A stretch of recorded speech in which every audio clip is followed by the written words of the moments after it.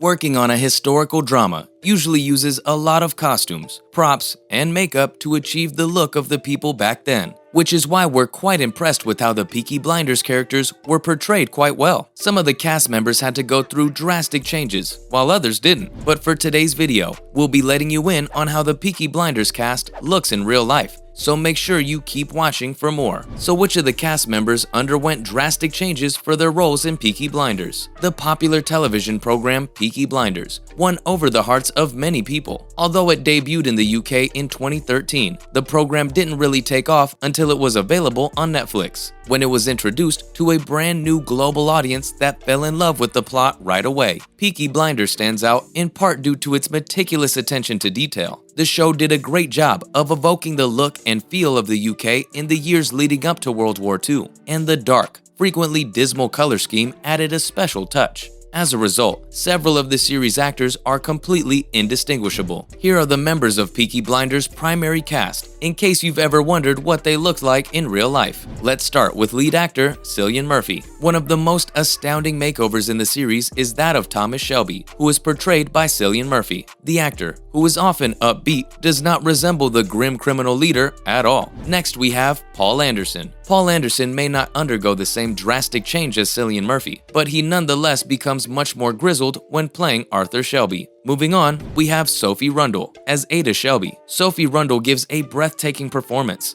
Ada demonstrates that the Shelby family is determined and rowdy, since she doesn't take no for an answer. The hair is the most obvious visual contrast between Rundle and her on-screen persona, because Ada's short brown hair is very different from Sophie's long blonde hair. Then we also have Joe Cole. Joe Cole's John Shelby, a mainstay of the first 4 seasons of the show, is a great illustration of how the silhouettes that people had at the time were affected by their clothing. Joe Cole has a distinctive appearance, but when he plays John Shelby, he looks very different. Moving on to another Shelby child actor, we have Harry Curtin. Harry Curtin, a different Shelby child, is one of the show's more well-known actors. However, he slicks back his hair for the part, making it difficult for most spectators to recognize him at first. Next, we have Kate Phillips. Linda Shelby, who is portrayed by Kate Phillips, is simpler to recognize at first glance due to her more traditional appearance. Next, we have Annabelle Wallace. Grace Shelby, who is portrayed by Annabelle Wallace, has appeared and disappeared on the program on a few occasions. But considering that many people probably wouldn't have recognized Wallace at first glimpse, it is yet another superb illustration of how wearing period haircuts can alter your appearance.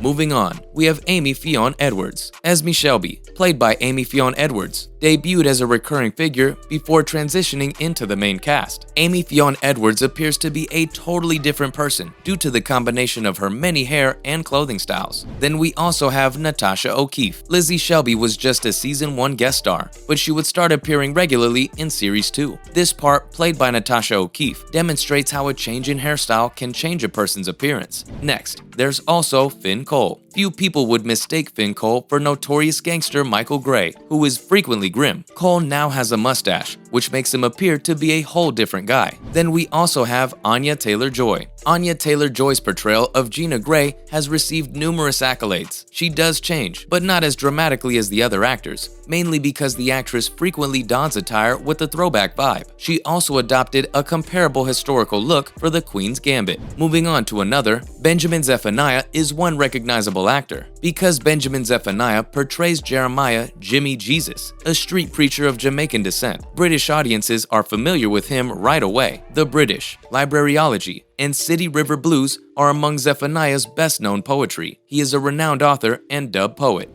On to the next actor, let's not forget Packy Lee. Packy Lee, another character that debuted as a recurrent one before transitioning to the main cast, is indistinguishable from Johnny Dogs due to the absence of Lee's trademark beard. And how could we not include Tom Hardy in today's list? A well-liked character when he first appeared in the 2nd season was the gangster Alfie Solomons, who established himself on the show very soon. Few people, however, were aware that he was portrayed by Tom Hardy until they looked at the credits for Venom. Hardy appears to be a completely different person thanks to the beard and the darker overall tone of the program. And finally, we have the actors Andy Neiman, Richard McCabe, and Neil Maskell. Between 1951 to 1955, Winston Churchill served as the Prime Minister of the United Kingdom. Throughout the performance, several actors took on the role of Churchill, including Andy Neiman, Richard McCabe, and Neil Maskell. And to fit the part, each of the three goes through a significant alteration. A lot of viewers weren't able to identify the actors until they read the end credits. Now, we all knew how glum Cillian Murphy's character was in the show, but did you know there's something he absolutely hates about the show? And if you want to know more about this, then you better keep watching for more. The well-known British series wasn't the simplest to get ready for. The actors had to dress in period-appropriate hairdos, perfect their accents, and act in private situations. There are many obstacles involved in acting in such a historical, intense, and brutal drama, but there was one that Cillian Murphy detested above all others. Cillian Murphy revealed that he hated bulking up for the show. Although Tommy Shelby, played by Cillian Murphy, is not the eldest member of the family, he is undoubtedly the most menacing. Fans are aware of Tommy as being calculated, cold,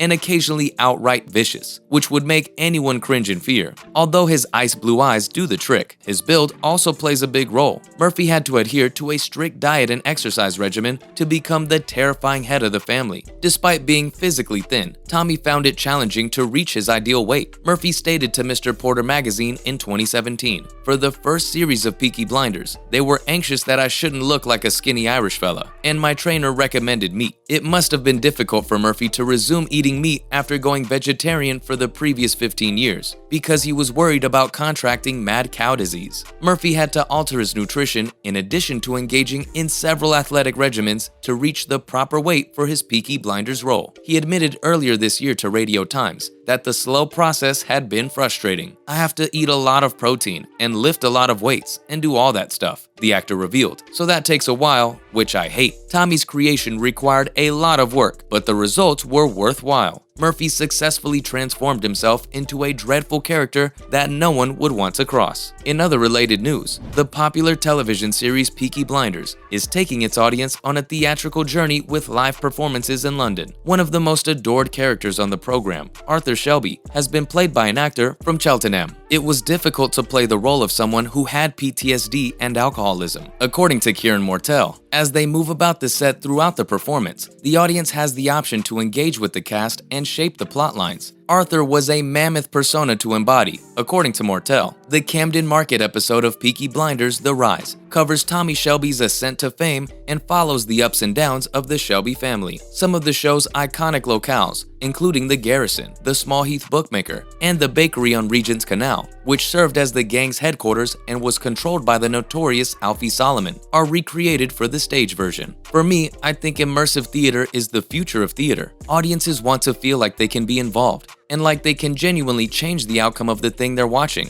Mortell tells about the production. "We've made a show with 3 different endings, so based on what the audience gives us, you get to react to it." He also said that actors usually want to make their performances feel new every night, and that's impossible because the audience is continuously bringing in fresh problems. For instance, when the audience interrupts your scenes, you have to seize the opportunity and run with it. And that's all we have about the Peaky Blinders cast and other related news about the show. Which of the cast members' transformations is your favorite? Let us know in the comment section below. Before you go, don't forget to leave a like and subscribe to our channel with the notification bell on for more videos like these. We'll see you again next time, and thanks for watching.